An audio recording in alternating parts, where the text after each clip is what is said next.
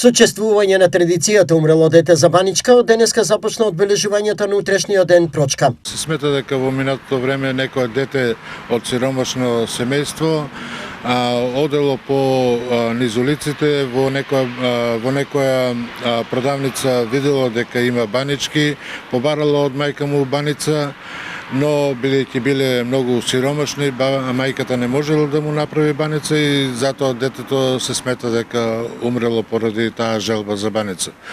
Во сеќавање на тој настан, повозрастните жени за тој ден сукаат баница и ја поделуваат на своите членови на семејството. Пошто Штипјани се уникатни во одбележувањето на прочка? Она пошто Штип е значаен и не само Штип, туку и целиот овој брегалнички регион е палењето оган токму на прочка.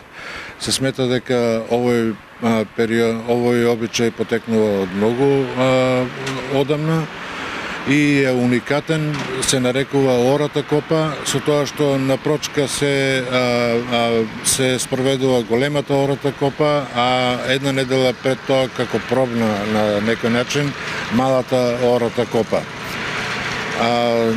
Се спроведува на тој начин што огонот го прескокнуваат сите, најчесто помладите, сметајќи дека на тој начин ќе истресат од себе сите инсекти кои што во текот на зимскиот период се наталожуваат кај човечкото тело, и секако и дека оние кои што ќе го прескокнат огонот имаат повеќе среќа и берекет во наредниот период. Може би сме уникатни во регионот и во државата за прочка да даваме портокал. Обичајот за донесување на носење на портокал потекнува од поново време, но во последните времења кога трговските врски биле многу со помал интензитет, се носело оно овошје кое што го имаат во тој период, во сезонското овошје, најчесто јаболки, круши, сливи и така натаму. Што говори Библијата за овој празник? Денес е сабота, предпоследниот ден од подготвителната недела, последна во пресрет на великденските пости. Утре е денот прочка, кога се простуваме со оние што ни имат сгрешено и на кои ние сме им сгрешиле. И по повод празникот прочка, во недела, со почеток во 8 часот, неговото високо преосвештенство митрополитот Брегалнички господин Иларион ќе ослужи божествена литургија заедно со свештениците од Штипското архиерейско наместништво и наместниците од другите архиерейски наместништва. Со тоа ги повикуваме сите наши браќа и сестри да дојдат на молитва, да земат активно учество во молитва и на крајот, после богослужбата, има чин на простување, па така сите заедно во црквата да си простиме еден со друг и постот така и простени, неоптоварени од непотребни работи, да го продолжиме.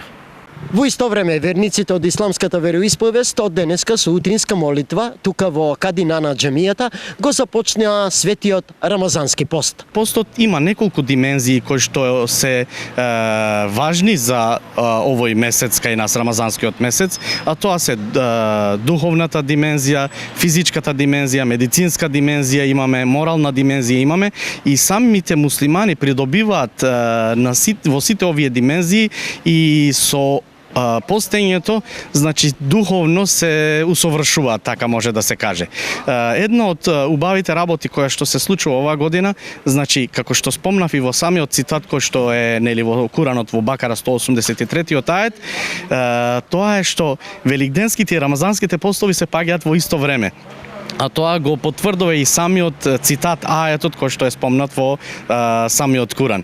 Во Штип за муслиманите нели ќе биде постот рамазанскиот месец убав, бидејќи ќе има и ифтарски вечери во самата џамија и на други локации и затоа би сакал на сите муслимани да им го честитам овој месец Рамазан, кој што е месец на Куранот, кој што е месец на солидарноста и на самите убавини кои што ќе се случуваат.